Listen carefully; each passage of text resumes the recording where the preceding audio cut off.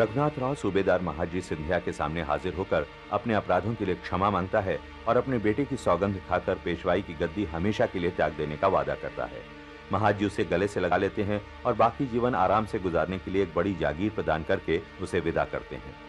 अंग्रेज अफसर अपना लश्कर मुंबई वापस ले जाने की आज्ञा लेने जब महाजी के पास आते हैं तो उनसे अपनी नई शर्तें मनवाने तक जमानत के तौर पर उन्हें रुक जाने का आदेश देते हैं।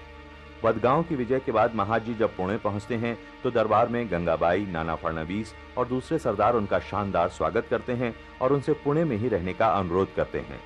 मगर एक जगह चैन से न बैठने वाले महाजी ग्वालियर का रुख करते हैं, जहां रंजनगढ़ के राणा की साजिश से अंग्रेजों ने कब्जा कर रखा था। यहां भी महाजी अंग्रेजों को पराजित कर उन्हें हथियार डालने पर मजबूर कर देते हैं और 4 दिन में वहां से निकल जाने का हुक्म देकर खुद रंजनगढ़ की ओर कूच करते हैं। Governor general Warren Hastings Mahaji की लगातार विजय से परेशान होकर एक फ्रांसीसी अफसर बेनॉय डेबाइन को 50,000 रुपए के एवज महाजी के लश्कर में जासूसी करने के लिए नियुक्त करता है, ताकि फ्रांसीसी होने के नाते उस पर कोई शक न किया जाए। रंजनगढ़ से वापस आते हुए जब राणे खां को एक जगह डेबाइन नजर आता है तो वो उसे अंग्रेज समझकर उस पर टूट पड़ते हैं, मगर गणेश रामचंद्र के बताने पर कि वो फ्रांसीसी है और महाजी के पास काम करना चाहता है तो राणे खां उसे महाजी से मिलवा देते हैं। महाजी उसकी योग्यता परख कर अपने लश्कर को अंग्रेजी तरीके से प्रशिक्षण देने के लिए उसे नियुक्त कर देते हैं। राणे खां लश्कर के सरदारों से उसका परिचय करवा देते हैं। डेबाइन लश्कर का मुआयना करता है, सफाई का आदेश देता है और सिपाहियों से जब महाजी के बारे में पूछता है तो सब उनकी तारीफ करते हैं। डेबाइन को अपने मकसद में कामयाब होते देखकर उसका दोस्त लेस्टिनो भी महाजी के पास काम करने की इच्छा प्रकट करता है। डेबाइन बड़ी मेहनत और लगन से महाजी के लश्कर को नए नए जंगी तरीके सिखाता है। एक दिन वो शेखर नाम के एक सिपाही को उसकी गंदी वर्दी देखकर जब उसे सख्त सजा देता है तो शेखर उससे बदला लेने की ठान लेता है। महाजी राणे खां से डेबाइन के काम की बड़ी तारीफ करते हैं। एक कासिद महाजी को खुफिया खत लाकर देता है जिससे डेबाइन के जासूस होने का पता चलता है, तो राणे खां उसे कत्ल कर देने का फैसला करते हैं, मगर महाजी उन्हें रोकते हैं और प्रेम से काम लेने की सलाह देते हैं। एक दिन बंदूक से निशानेबाजी का अभ्यास करते हुए शेखर डेबाइन पर गोली चला देता है, मगर महाजी उसे बचा लेते हैं और शेखर को गिरफ्तार कर लिया जाता है। इस घटना के बाद डेबाइन महाजी से इतना प्रभावित होता है कि वो उनका वफादार बन जाता है। जब लेस्टिनो डेबाइन से इस परिवर्तन का कारण पूछता है तो वो महाजी की प्रशंसा करते हुए बताता है कि अब वो अंग्रेजों का जासूस नहीं बल्कि महान महाजी का सच्चा सेवक है। वो लेस्टिनो से वॉरेन हेस्टिंग्स के दिए हुए 50,000 रुपए भी वापस कर देने को कहता है। डेबाइन महाजी के आगे अपना अपराध स्वीकार करते हुए अपने लिए सजाए मौत निश्चित करता है, लेकिन महाजी उसे क्षमा करके गले से लगा लेते हैं।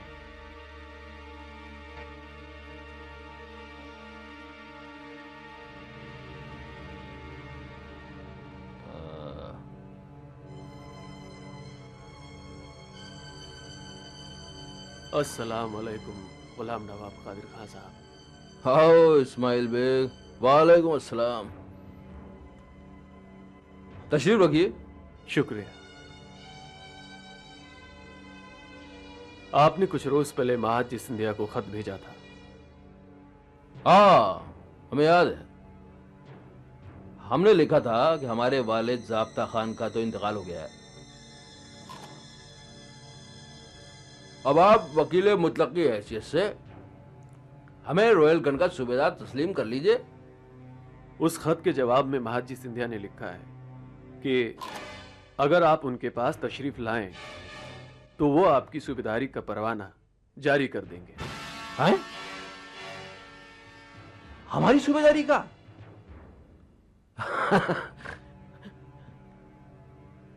महाजी सिंधिया से हमें ऐसी शराफत की उम्मीद नहीं थी। कहीं इसमें कोई चाल तो नहीं? मुझे नहीं लगता कि इसमें कोई चाल है। महाजी की शराफत के तो दोस्त दुश्मन सभी कायल हैं। अच्छा, ठीक है, ठीक है। तो नजीब खान का ही पोता भी शराफत में कुछ कम थोड़ी है? इसमें क्या शक है? हम तमाम सिखों को, जाटों को, बुंदेलों को, अंग्रेजों को एक खत लिखेंगे कि सब महाजी के खिलाफ एक हो जाएं और हम भी उनका साथ देंगे। इस मराठा खतरे को चलकर हम वकील मुतलक बनेंगे। हम मीर बख्शी बनेंगे। हम हिंदुस्तान के मालिक बनेंगे।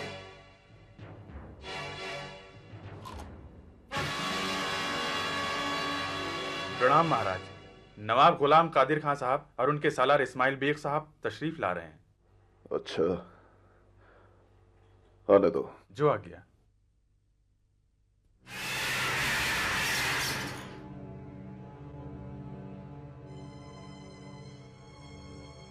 आदाब। नमस्कार। विराजिए।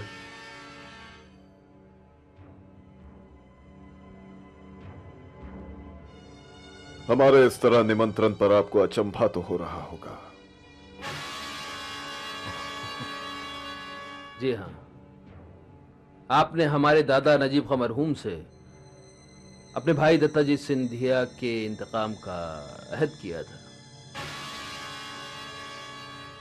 और हम समझ रहे थे कि उस इंतकाम की चिंगारियां अब तक आपके दिल में सुलग रही होंगी, और आप हमें रोहेलखंड का सूबेदार तो नहीं बनने देंगे। नवाब गुलाम कादिर, वो प्रतिज्ञा हमारा हक था जो आपके दादा के देहांत पर उन्हीं के साथ दफन हो गया। रोहेलखंड की सूबेदारी आपका हक है जो आपको मिलकर रहेगा। तो आपका दिल हमारी तरफ से साफ है।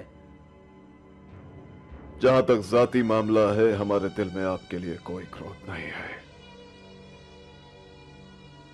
लेकिन हम साफ साफ कह दें कि अगर सियासी मोर्चे पर आप हमारे मुकाबिल नजर आए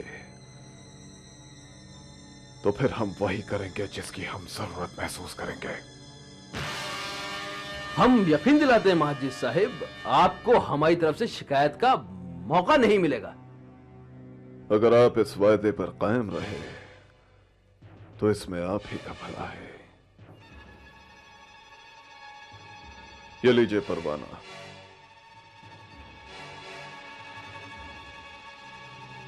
हम मुगल सल्तनत की तरफ से आपको पठानों का सरदार और रोहेलखंड का सूबेदार तस्लीम करते हैं। महाजी साहब, बहुत बहुत शुक्रिया। मुबारक बादशाह। रानी खान, डिवाइन,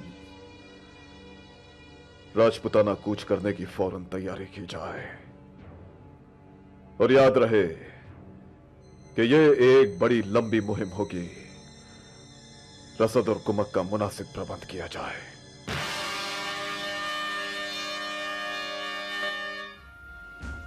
एक कासिद को महाजी सिंधिया के पास राजपूताना रवाना किया जाए।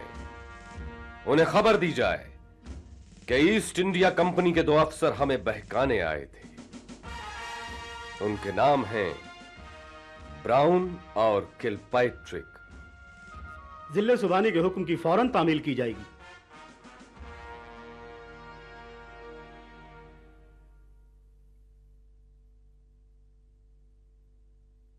जिले सुबहानी, नवाब गुलाम कादिर खान साहब का एक कासिद ये पयाम लाया है।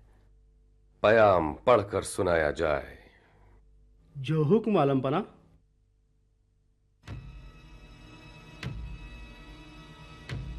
हजरत शाह आलम सानी की खिदमत में अर्ज है कि अगर वो अपने महल की छत पर तशरीफ ले जाकर पूरब की तरफ नजर डाले तो उन्हें एक बहुत बड़ा लश्कर नजर आएगा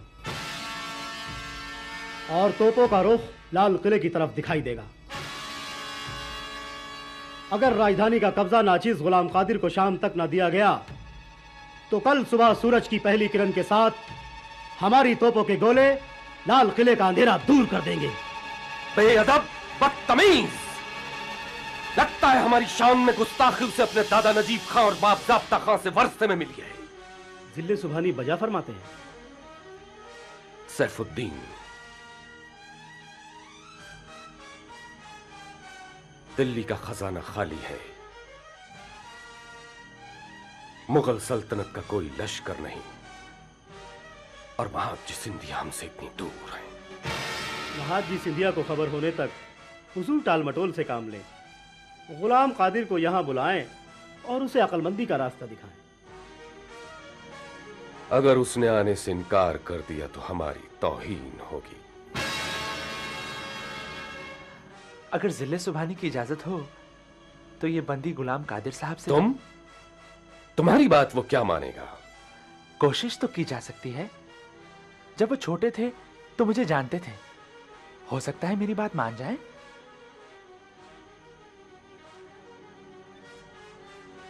ठीक है, तुम जाओ।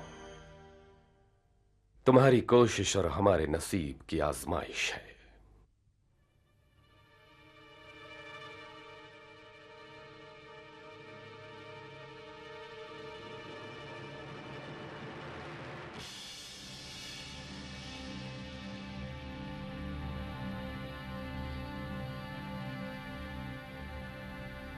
शहंशाह आलम बहुत जिद्दी आदमी हैं, वो इतनी आसानी से हमको दिल्ली का तख्त नहीं देंगे। जिद का जवाब जिद से दिया जाएगा।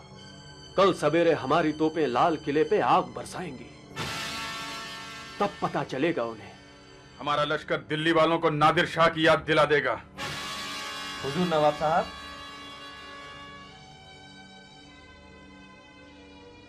ख्वाजा सरा मंजूर आपको सलाम करने आए हैं। कहते हैं शहंशाह का पयाम लेकर आए हैं। तो ख्वाजा सरा शहंशाह का पयाम लेकर आया है? जी हुजूर। हमसे क्या मजाक किया जा रहा है? ये हमारी तौहीन है। उसे गिरफ्तार कर लो, उसका सर कलम करवा दो। जो हुकुम। आय हाय हुजूर, ऐसा न कीजिए। अगर हम जैसे ख्वाजा सरा दुनिया से इसी तरह कम होते रहे तो फिर और कहां से पैदा होंगे। अरे हटाओ इस कमबख्त को, इसको धक्के देकर बाहर निकालो। अरे हाथ मत लगाओ, मेरी अफसोस सुनिए। फिर दिल्ली आपके कदमों में होगी और शाह आलम आपकी मुट्ठी में। हुजूर ठहरो, छोड़ दो इसे। हुजूर, दिल्ली की हालत बहुत बुरी है और शाह आलम का हाल अफसोसनाक है। आपने तो सुना ही होगा, सल्तनत शाह आलम अज दिल्ली ता पालम, यानी कि शाह आलम की हुकूमत सिर्फ दिल्ली से पालम तक ही है। और ऐसे में ना तो आपको तोपों की जरूरत है, ना ही लश्कर की, और ना ही जंग लड़ने की। हुजूर इस बंदी की बात माने तो दिल्ली भी आपकी होगी और शाह आलम भी आपके होंगे। तुम तो शाह आलम का पयाम लाए थे, फिर ये क्या बकवास है? हाय अल्लाह, मैं शाह आलम का पयाम क्यों लाती? वो तो बहाना था आपसे मिलने का। क्या तुम शाह आलम के ख्वाजा सरा नहीं हो? जरूर हूं, लेकिन मैं उनकी दुश्मन भी हूं। मैं नफरत करती हूं उनसे, और उनसे इंतकाम का जज्बा मेरे सीने में परसों से सुलग रहा है। मेरी जवानी के आलम में इस शहंशाह के सिपाहियों ने जबरदस्ती मुझे एक मर्द से ख्वाजा सरा बना दिया और शाही हरम और शहंशाह की खिदमत में लगा दिया।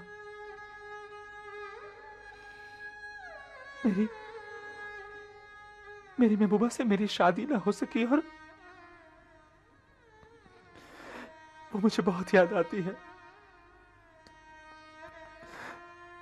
मैं तड़प उठती हूं। मेरा ये इंतकाम अब आप लेंगे, और कैसे लेंगे ये मैं आपको बताऊंगी।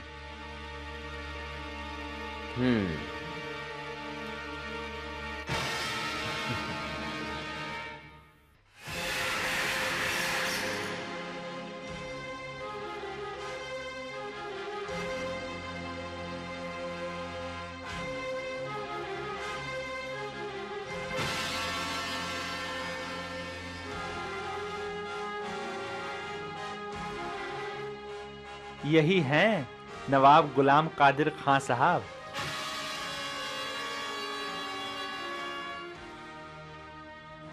लगता है आपको हमसे मिलकर खुशी नहीं हुई। हमें इत्तला किए बगैर, नकीब के ऐलान किए बगैर शहंशाह हिंद के हुजूर में आने की तुम्हारी जुर्रत कैसे हुई? ये तो कुछ नहीं है, अभी आपने हमारी जरूरत देखी कहां है।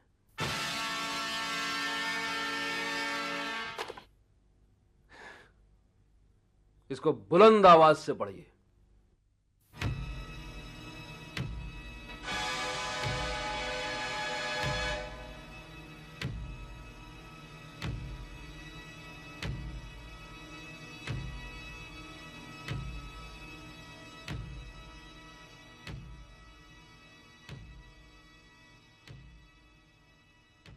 मां बदौलत शहंशाह सल्तनत मुगलिया अली गौहर शाह आलम सानी बड़ी मसरत के साथ नवाब गुलाम कादिर खां सूबेदार रुहेल खंड को अपना मीर बख्शी मुकर्रर फरमाते हैं।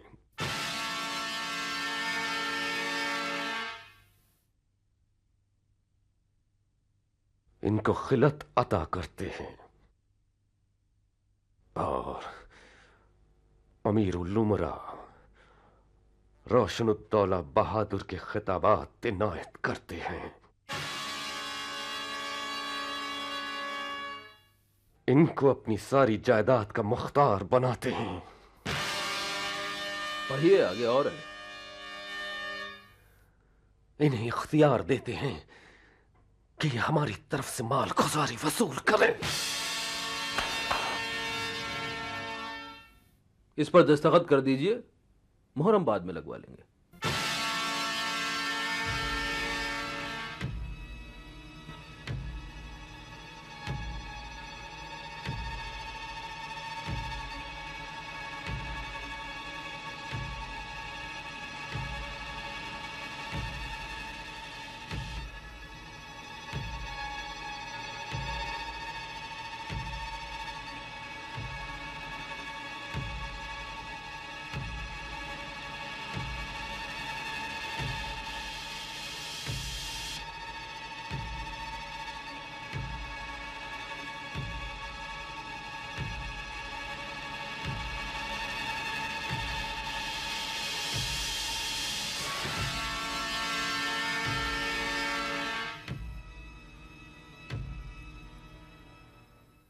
अब आप ये बताइए कि खजाना कहां है?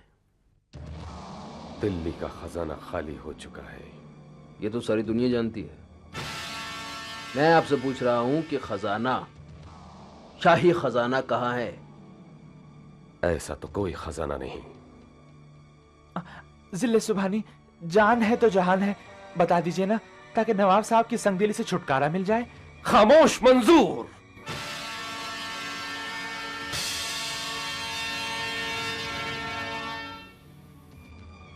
शहजादे यहां?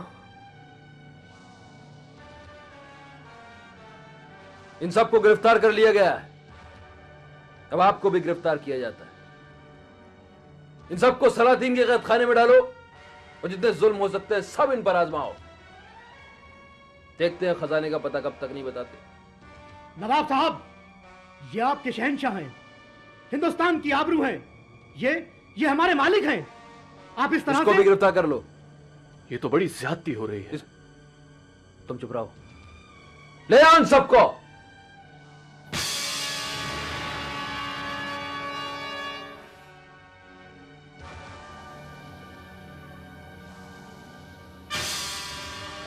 कैद खाने में इन सब की क्या जरूरत है?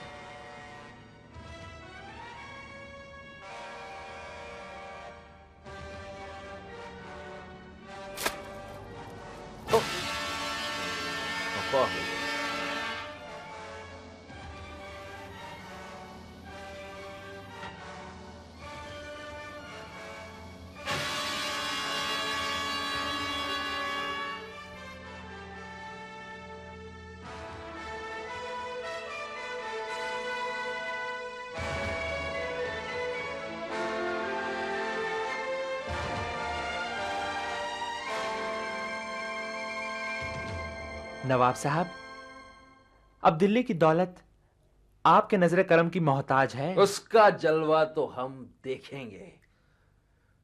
दिल्ली के तमाम नवाबों और साहूकारों की तलाशी ली जाए। उनके हीरे जवाहरात और नकदी को जब्त करके हमें सौंप दिया जाए। अगर कोई रुकावट डालने की कोशिश करे, कोई बच्चा, बूढ़ा, औरत, उसको इबरतनाक सजा दी जाए। दिल्ली तो कई बार लुट चुकी है, एक बार और सही। शाही हरम के जवाहरात देखने लायक होंगे। बजा फरमाते हैं। चला जाए। जरूर।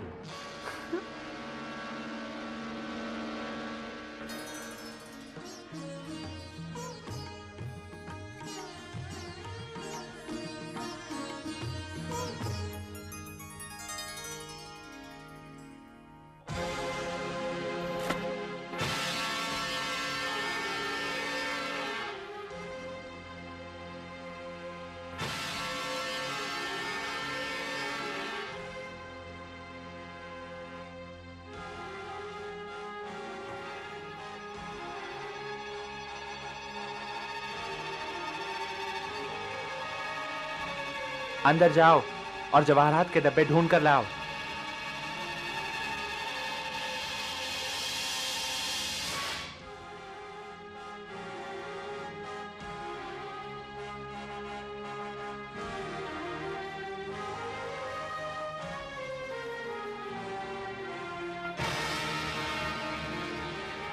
सुभान अल्लाह।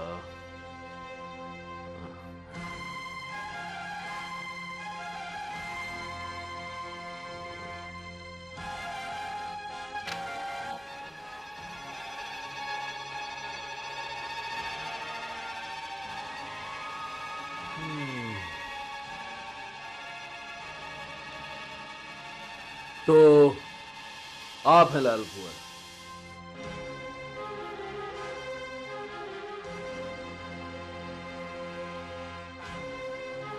बड़े खूबसूरत नगीने हैं इस्माइल बेग। बड़े खूबसूरत नगीने। अब ये तो वैसे ही इतने खूबसूरत हैं, इनको गहनों की क्या जरूरत है? इन सबके गहने उतार लो।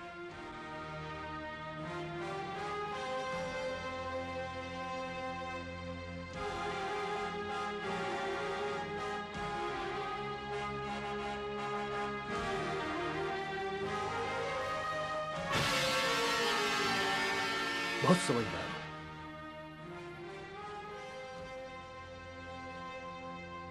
हुजूर, अंदर से ये जवाहरात मिले। बहुत खूब। इन हसीन हाथों का बोझ भी तो हल्का कर दो। जी हुजूर।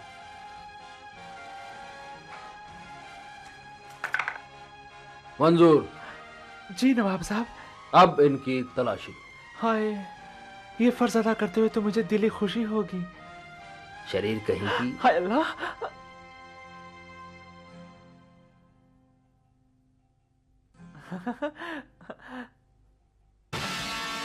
हाय अल्लाह। शहंशाह की इज्जत और नामूस को अपने नापाक हाथ लगाते तुझे शर्म नहीं आती? इसमें शर्म की कौन सी बात है मलिकाए आलिया? ये तो ख्वाजा सरा के हाथ हैं। वैसे इस नूरानी जिस्म को छूने के लिए तो हमारे हाथ भी बेताब हो रहे हैं। हम हाथ लगाएं? नवाब साहब, आप एक ऊंचे खानदान के फर्द हैं, तमीज़ और अदब के हदों को जानते हैं। शाही हरम की चार दीवारी में ना गैर मर्दों के कदम उठने चाहिए और ना हाथ। बेहतर यही होगा कि आप यहां से चलें। तुम्हें ये सब पसंद नहीं? हमें भी ये सब पसंद नहीं। हाय अल्लाह, मैं तो मर्द नहीं हूं, मुझे तो बदतमीजी की इजाजत है ना। खामोश बदतमीज।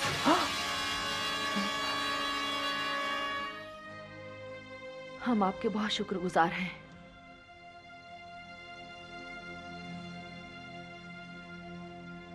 फिर मिलेंगे।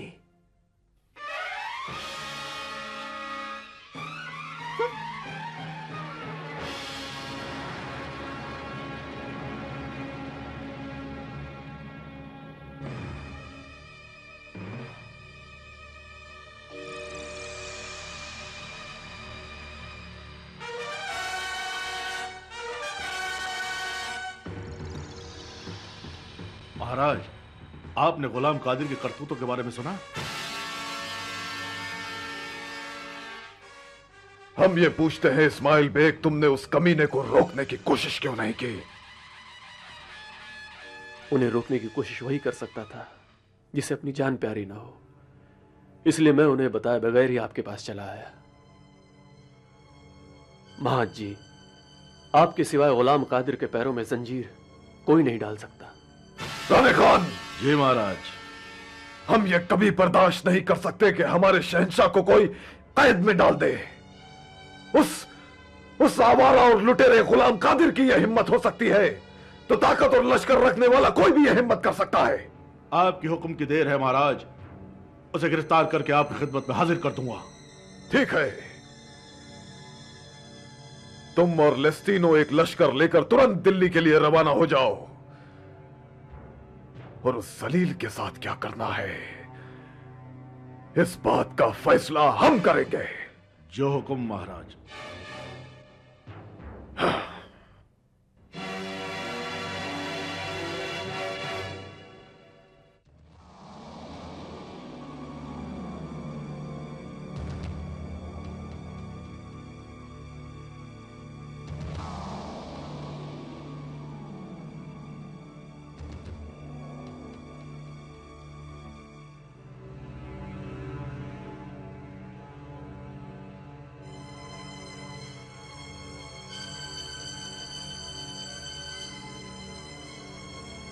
दरवाजा खोलो।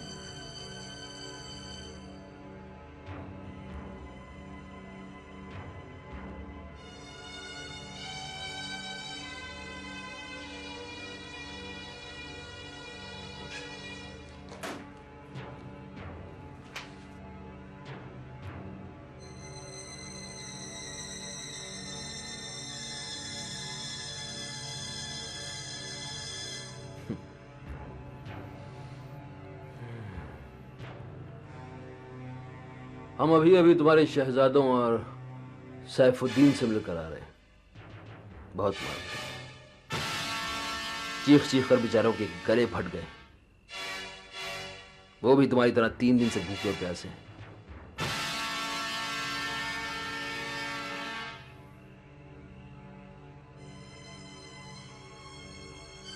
शहंशाह हिंद से तेरी बदसलूकी रंग लाकर रहेगी गुलाम कादिर। महाजी सिंधिया को खबर होने की देर है। उसके बाद उनकी तलवार होगी और तेरा सर हमारे कदमों में होगा। महाजी, तुमने अपनी तमाम जिंदगी मराठों पर एतबार करने में गुजार दी, तुमको क्या मिला? वो तख्तो ताज जिसका जोर सिर्फ लाल किले की 4 दीवारी में बंद है। लानत है। तुम जानते हो महाजी क्या कर रहा है? महाजी राजपुताना में दिल्ली के नाम पर मालगुजारी वसूल करके पुणे का खजाना भर रहा है। मैं महाजी से जंग करूंगा। मैं आपको आपका हक दिलवाऊंगा शाह आलम। उसके लिए मुझे बहुत सा रुपया चाहिए। बताओ खजाना कहां है? हमारे पास कोई दौलत नहीं है गुलाम कादिर, और अगर होती भी तो हम तुम्हें महाजी के खिलाफ जंग के लिए हरगिज़ नहीं देते। मत दो, मत दो। मैं देखता हूं कब तक तुम खजाने का पता नहीं बताते। मैं देखता हूं। मैं सबसे पहले तुम्हारी आंखें निकालूंगा, उसके बाद मैं तुमको सोचने का मौका दूंगा, उसके बाद मैं तुम्हारे हाथ काटूंगा, उसके बाद मैं तुम्हें फिर सोचने का मौका दूंगा, उसके बाद मैं तुम्हारी टांगें काट डालूंगा। अगर हमारे हाथ में इस वक्त तलवार होती तो हम तुम्हारी जबान काट लेते गुस्ताख। अच्छा,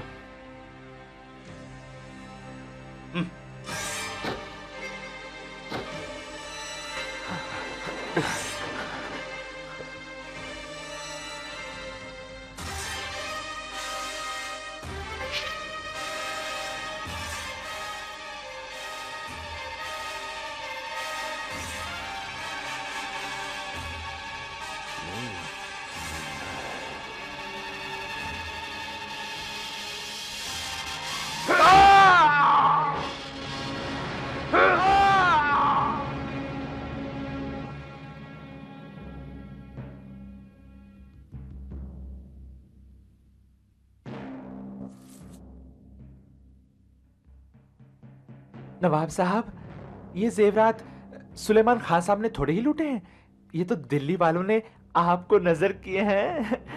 हाय कितने बेशकीमत हैं, इनकी कीमत तो कोई जौहरी भी नहीं लगा सकता है। नवाब साहब, नकदी इससे अलग है। रुपयों और अशरफियों से थैले भर भर कर और ऊंटों पर लाद कर नजीबाबाद भेज दिए गए। शाबाश सुलेमान, हम तुम्हें निहाल कर देंगे, इतना निहाल कि तुम्हारी नस्लें ऐश करेंगी। और मेरी नस्लें? मेरा मतलब था इस बंदी का क्या होगा? हम जानते हैं मंजूर, तुमने अपने लिए क्या इंतजाम कर रखा है। बताओ कहां छुपा रखा है। हाय अल्लाह, मेरे पास क्या रखा है? कुछ नहीं रखा तो सीधी तरह नहीं बताएगी।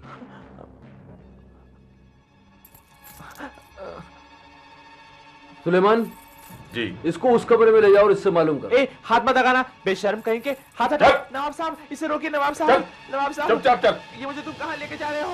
छोड़ो मेरे हाथ, छोड़ो। कहां लेके जा रहे हो मुझे? पता कहां छुपा रखा? नहीं, मत करो।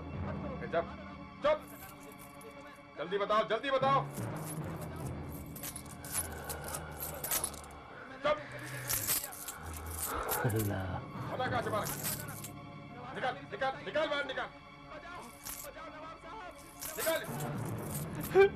नवाब साहब, आपको अल्लाह का वास्ता मुझ पर ये जुल्म न कीजिए।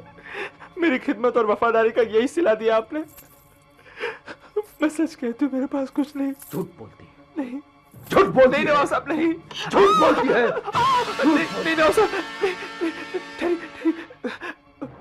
मेरे पास इस बेशकीमत हार के सिवा कुछ भी नहीं। ले जाओ इसे और इसकी घर की तलाशी लो।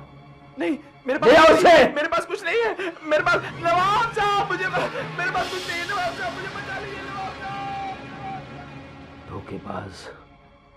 हुजूर नवाब साहब, महाजी सिंधिया का एक लश्कर दिल्ली से सिर्फ 2 कोस के फासले पर है। राणे खां और एक फ्रांसीसी अफसर उनके साथ आ रहे हैं।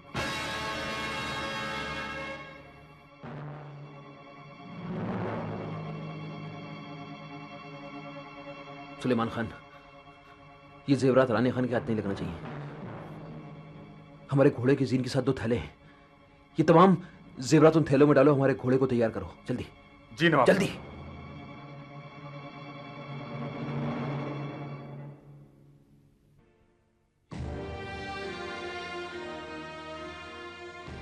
यकीन नहीं आता जो मैं देख रहा हूं।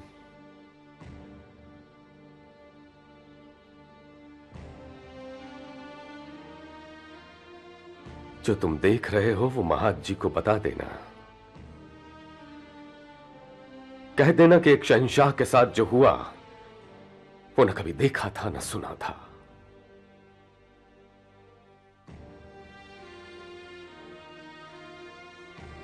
हमारे बुजुर्गवार शाहजहां ने कहा था कि अगर दुनिया में कोई जन्नत है तो वो यही है, यही है, यही है। मगर हमारे लिए तो अब ये जहन्नुम है। अंधेपन का यह अज़ाब हमें जिंदगी भर सहना है। हुजूर, हम गुलाम कादिर को अब चैन से जीने नहीं देंगे। लेकिन वो तो आप लोगों के डर से फरार हो गया है। फरार होकर जाएगा कहां? वो जहां भी जाएगा हम उसे ढूंढ निकालेंगे और उसे बताएंगे कि कानून के हाथ कितने लंबे होते हैं। महाज जी और आप सबको हमारा हुक्म है कि उसे सारे हिंदुस्तान में तलाश किया जाए। उसे जिंदा गिरफ्तार करना जरूरी है ताकि महाज जी उसकी आंखों को बेनूर करें और उसकी जिंदगी को मौत से बदतर कर दें।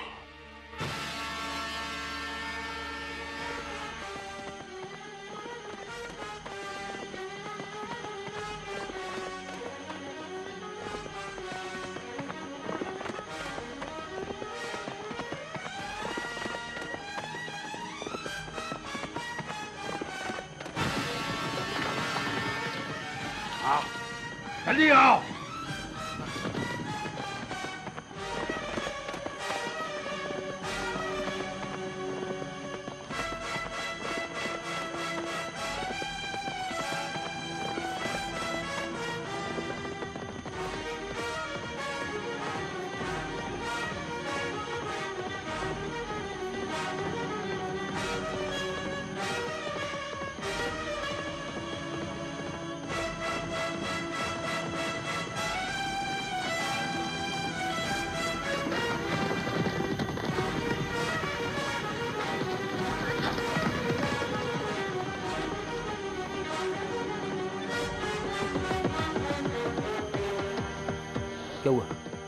हुआ सबरफ्तार? बेटा क्या हुआ? क्या हुआ? ओह, तो ये तो प्यास लगी है। पानी कहाँ से लाऊं?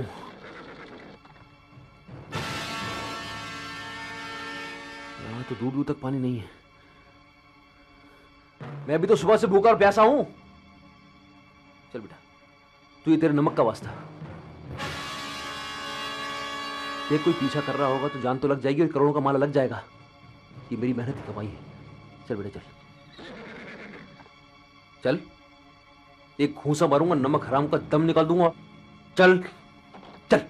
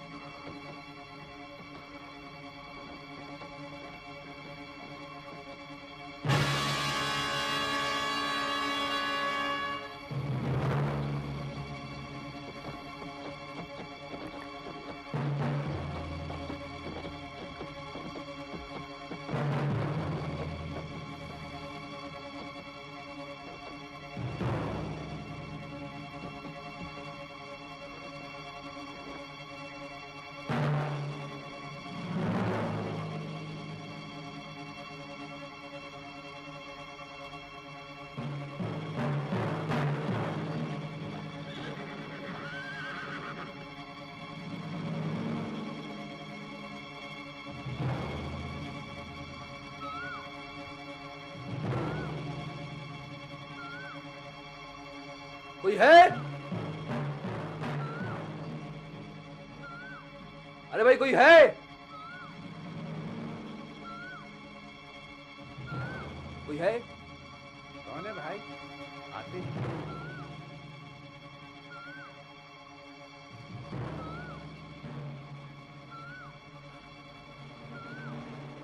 पंडित जी, सुबह से भूखा और प्यासा हूं। शाम हो रही है, जरा रात गुजार लूं, सुबह निकल पड़ूंगा। नवाब साहब, वो भोजन तो मैं आपको अवश्य करवा दूंगा, किंतु जहां तक वो रात को सोने की बात अरे है। आप घबराइए मत। मैं आपको एक रात की मेहमान नवाजी का इतना इनाम दूंगा कि जिंदगी भर लक्ष्मी जी आपके घर में मेहमान रहेंगी। ये बात है तो अवश्य आइए। नवाबों ने तो अपनी खुशी के लिए जागीरें लुटवा दी और हैं। क्या? आइए, किंतु जूते बाहर उतार दीजिए।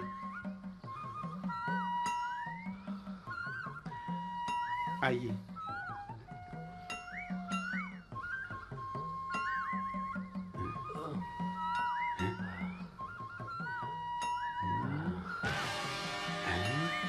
पंडित जी भूख लगी है, खाना वाना खिलाइए, दम निकल रहा है। अभी कराता हूँ, अभी कराता हूँ। जरा कुएं से पानी भर लाऊं, तब तक आप आराम कर लीजिएगा। हाँ, मेरे घोड़े को ही पानी पिला देना। जी, घोड़े को पानी पिला देना। जी अच्छा।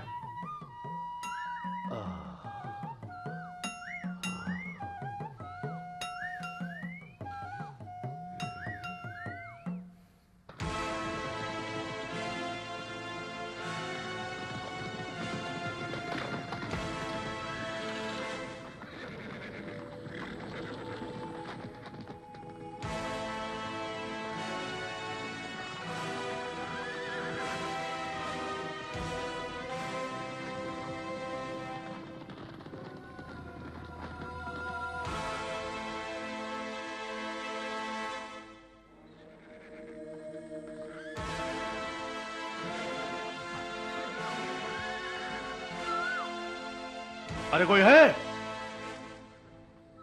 अरे इस घोड़े का मालिक कोई है? इस घोड़े को हम ले जा रहे हैं। बेशक, ये गुलाम कादिर का ही घोड़ा है।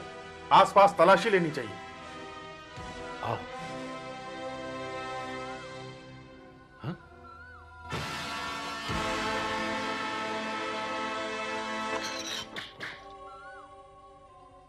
गुलाम कादिर। कौन गुलाम कादिर? मैं गुलाम कादिर नहीं, मैं कोई और हूँ। आप लोग कौन? हम राने खान है। तो आप देखिए, आप मुझको तंग करने की कोशिश मत कीजिए। मैं वैसे ही बहुत परेशान हूँ, मुझे मेरे हाल पर छोड़ दिए। आप लोग जाइए जाइए। अरे ये क्या है? ये मेरा है सामान। हाथ हटाओ। ये मेरी दौलत है, ये मैंने खून पसीने से कमाई। इसका फैसला हम करेंगे, ये दौलत तुमने कैसे कमाई। ये मेरा खून पसीने की कमाई, आप इसको इस तरह नहीं ले सकते। चलो हमारे साथ, हम तुमको बताएंगे ये दौलत किसकी है। तुम कौन है, हम कौन है, चलो यहां से। ये हमारी दौलत है। अब कमान हमारी दौलत है।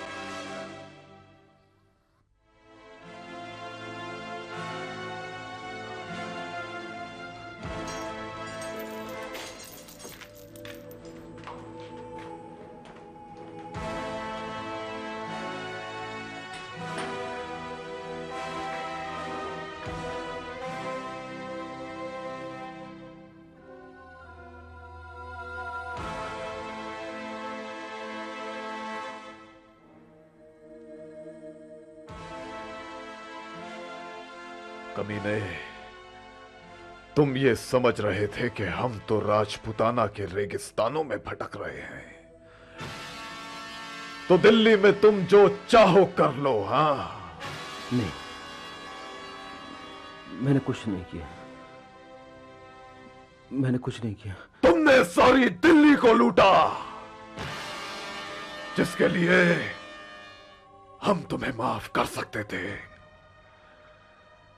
लेकिन जो सलूक तुमने शहंशाह शाह आलम सानी के साथ किया है, उसके लिए हम तुम्हें माफ नहीं करेंगे। आग के बदले आग, यही तुम्हारे साथ इंसाफ होगा, यही तुम्हारी सजा है, यही। नहीं मां जी, मैं उस वक्त होश में नहीं था मां जी, मैं उस वक्त नशे में था, मुझे कुछ मालूम नहीं था मैं क्या कर रहा हूं। मैं दौलत के लालच में अंधा हो गया था मां जी, मुझसे गलती हो गई मां जी, मुझे माफ कर, मुझे माफ कर दो मां जी। मेरी आंखें मत निकालना मां जी, मेरी आंखें मत निकालना मां जी, मां जी।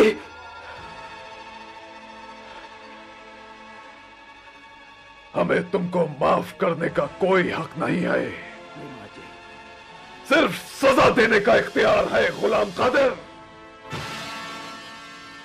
हम शहंशाह के हुक्म की तामील करेंगे।